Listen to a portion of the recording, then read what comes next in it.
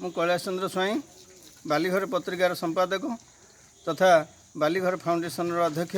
आज कौन कार्यक्रम? आज आमर बालीघर जो शारदीय संख्या ये उन्मोचन है एवं से अवसर रे जो मोर कवि बंधु मान डाकी समस्त उपस्थित रे आज उन्मोचन करागला।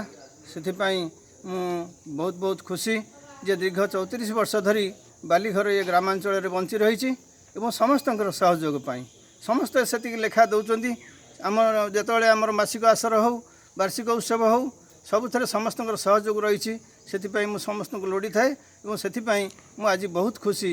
पुस्तक स्वतंत्र रुचि कौन रही?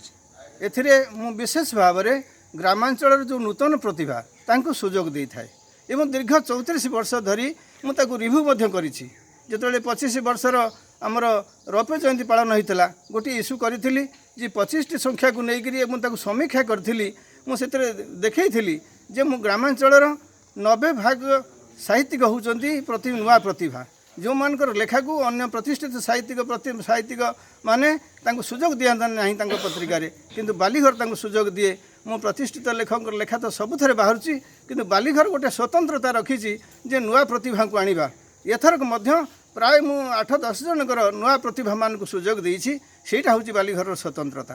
मोर उद्देश्य है नुआ प्रतिभा को तैयारी करबा। आमे जतबेले 1975 मसीह मु लिखिले मोर 1989 मसीह जाइकि मोर प्रथम लेखा प्रकाश पाइला प्रजातंत्र साप्ताहिक रे मु अनुभव करछि नुआ लेखकटिए किभଳି भाबरे तार सुजोग पाए नहीं कोटी तार लेखा बाहरिबा पाई। तेणु से मु ग्रामांचल ही ए पत्रिका को बंचाई रखी और गाँ बाटर नुआ प्रतिभा मान को सुजोग दूँ।